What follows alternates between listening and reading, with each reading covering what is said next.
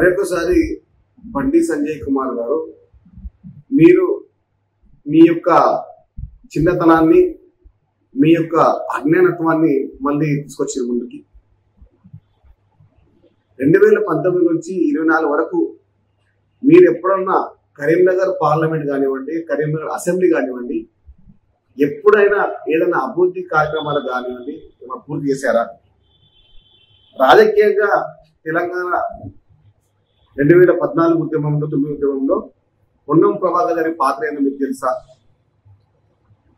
అదృష్టవశాత్తు పార్లమెంట్ సభ్యులైన బండి సంజయ్ గారు ఏ కార్యకర్తలను మీరు పట్టించుకున్నారా? మీ బీజేపీ కార్యకర్తలు కాదు.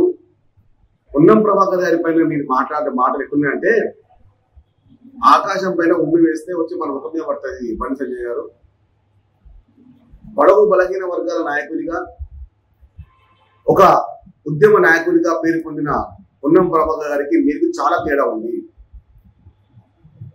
మంత్రిగా ప్రమాణ స్వీకారం చేసిన తర్వాత పొన్నం ప్రభాకర్ గారు ఉమ్మడి కరీంనగర్ జిల్లాలో కానివ్వండి, కరీంనగర్ పార్లమెంట్లో కానివ్వండి, కరీంనగర్ ఉస్మానాబాద్ సంబంధించిన అసెంబ్లీలో కానివ్వండి, ఏ విధమైన అభివృద్ధి పనులు ముందుకున్నారని తెలుసా? ఏదో చిల్లర మాటలు మాట్లాడి పొన్నం ప్రభాకర్ గారి పైన మాట్లాడితే నాకు కొన్ని ఓట్లు ఎక్కువ వస్తాయని చెప్పి, అదేవిధంగా మరుగుపడిపోతున్న మీ పేరు ఏదో కొంత లేస్తా అని చెప్పి చిల్లర మాట్లాడుతున్న బండి సంజయ్ గారు మళ్ళీ ఇంకోసారి కూడా ఒంకర్ తింకర్గా మాట్లాడితే మీ స్థాయి ఏంటో మీకు గుర్తొచ్చే విధంగా మేము చర్యలు తీసుకుంటాం.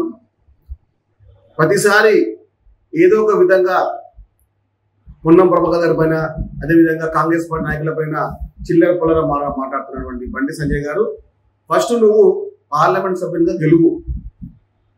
2019లో ఎట్లా ఏడుచుకుంటా తుడుచుకుంటా గెలిచినావు, ఇప్పుడు గెలువు. 5 ఏళ్ళు నువ్వు ఏదైనా చెప్పు.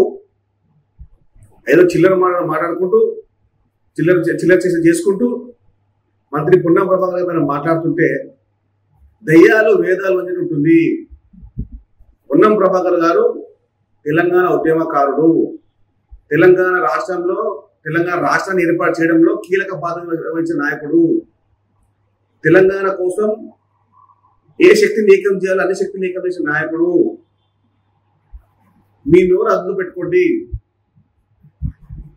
మరొకసారి పొన్నం ప్రభాకర్ గారి పైన అనుచిత వ్యాఖ్యలు చేస్తే బండి సంజయ్ గారు మిమ్మల్ని హైదరాబాద్ లో ఎక్కడ తిరగనియము.